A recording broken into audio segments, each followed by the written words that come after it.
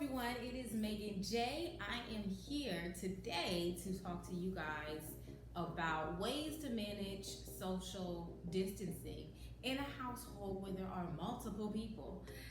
This may look just a little different for everyone depending on your lifestyle and your household and how it's set up.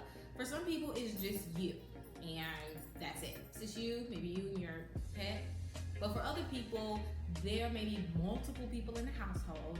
And so being around people that you're not used to being around, friends, family, roommates, whomever, for an extended period of time can become a bit much, especially since for some people it's been multiple weeks where you were in a situation where you have to be around individuals, where you're going to work online and then afterwards you're still around those same amount of people. Typically we get a break from the people that we love, but in this situation we don't have that break. So I have 5 things for you, and these 5 things can help you manage your situation a little bit better for when all this is over. You still like the people that you're in the house with. So stay tuned if you want to know these 5 ways to survive living in quarantine and practicing social distancing.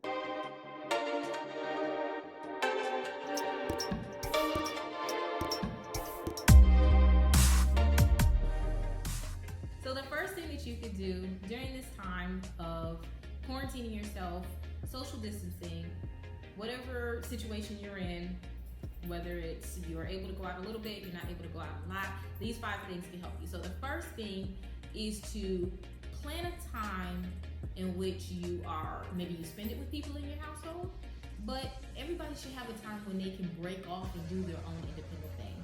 And this should probably occur daily.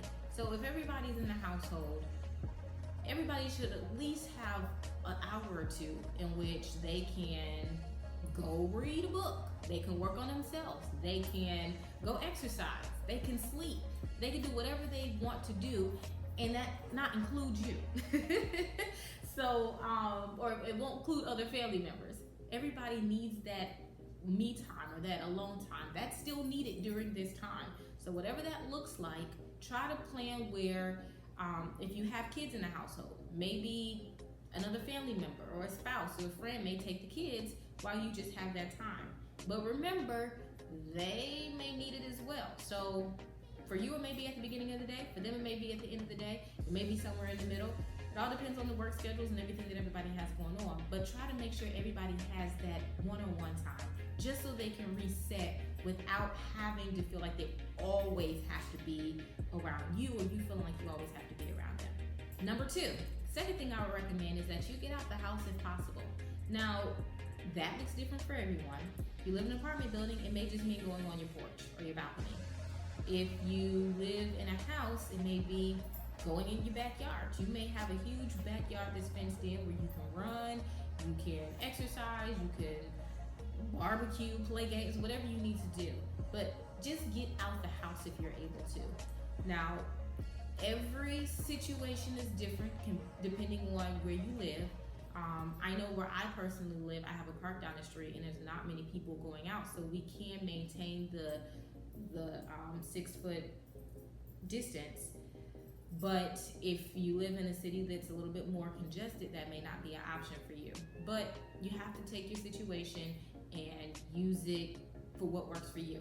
So if you're able to get out in the park, you can still be around and connect with other people, but you're not in a place where you are up on an individual, but you're still allowing yourself to get out. So if you're able to do that, I would recommend that you get out the house somehow.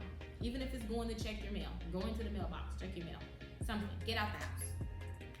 The third thing that I would recommend is all about communication. Communicate with other people in your household if you need more time. Communicate with people in your household if you need, whatever you may need. You may need to have a family time where you connect and you're cooking and you're doing games or doing laundry together. You may need more separate time. You may need there could be so many different possibilities. But the thing is, nobody can read your mind. So make sure you communicate with your family what they need, what you need, so that you can have the conversation and it's not being pent up. A lot of times when you build things up in your mind, you assume that person should know what you're thinking, and it doesn't work that way. So you have to communicate it, and the more that you're communicating, you won't be frustrated that the people can't read your mind or they don't know because they don't know. So communicate so that people will know. You won't have things built up, pent up, and it will just make the living condition just a little bit more conducive for everybody to live in. Fourth thing, focus on the good. Sometimes when you're around somebody a lot, you start to see their negative traits, you start to see the negative things come out. But the more that you focus on the good things that they have to offer, or the things that they're doing right, a lot of times that can outweigh the negative, especially in this situation. I personally believe that this is a temporary situation. I do not feel like this is going to be it forever. And so, in a temporary situation, you have to make the best of it. So by thinking of the negative and all the things that the person's doing wrong, or all the imperfections that they may have, now's not really the time to do that. It's not really the time to do that outside of the situation, but it's easy for it to happen because of the situation. We're just trying to nitpick and, they snore too much. I can hear them snore. They eat more than what I think they should eat, or they're super messy, or they want to be with me all the time, but I don't want to be with them. I'm really just pulling things out of my head, but I think you get the point.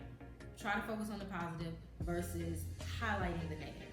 This is just a relationship golden nugget anyway. It can be very helpful because the more you focus on it, it impacts how you respond to that person and your tolerance level. So while you're in this situation, come up with more of the positive things versus the negative. Number 5, connect with friends and family that are not in the household as much as possible. Some of you guys may define yourself as an introvert or extrovert. Whatever you define yourself as humans, you need to connect with other people. Yes, sometimes seeing the same person all the time can get a little maybe boring or tired or draining, whatever. But there are other people that you can connect with. Family members, friends, the people that understand you, the people that may give you life, the people that sometimes could just make your situation a little bit better. So spend some time on, there's FaceTime Live. They have different parties that you can join where you can get multiple of your friends together, listen to music, watch movies. There are so many different options right now.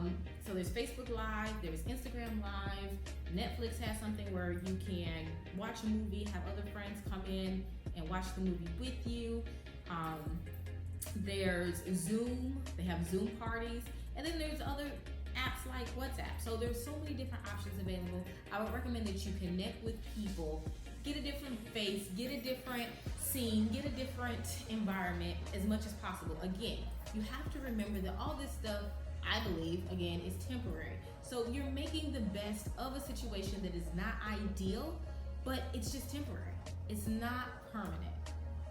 If you have the mindset that this will be permanent, then that will make this situation much longer in your mind. And so you'll start to have more of a negative, like, when is this over? Versus taking this time to make the best of what it can be. I personally believe this is a time where the world is just on pause because we're fast, we're always going. The world is on pause right now. And you have a decision. What are you going to do with this time that you have? You have time. Most of us have time. Not everybody. There's some fields that we don't necessarily get a break. But for those of you that do have time, you have time. Some of you guys are getting paid and you don't have to work. So use this time, make the best of it, use it in a way that, in which at the end of this, your relationships will still be healthy, you come out a better person, your relationships come out better, and everything comes out better in the end. Okay, so I hope that was helpful. I tried to not make this video too long, with 5 ways. Share this, pass it on to other people, so that not only you can benefit from it, they can benefit from it too. And also, I don't know if you guys noticed, but I have been wearing some of my t-shirts. This is one of my t-shirts that I create. This one's called Protecting My Peace. I have another one that says Protecting My Inner Peace. We made some revisions to it. But go online, shop my store, get some shirts to help represent how you're feeling, what mindset you're in, and all of it goes towards mental health awareness, emotional wellness awareness, and helping to spread the importance of mental health. All right, so praying for you guys. God bless you, and I'll see you soon. If there's any video that you guys want to see, let me know, and I will work to provide some type of response for whatever you're going through. My job is to be here for you guys, okay? Love you. Take care.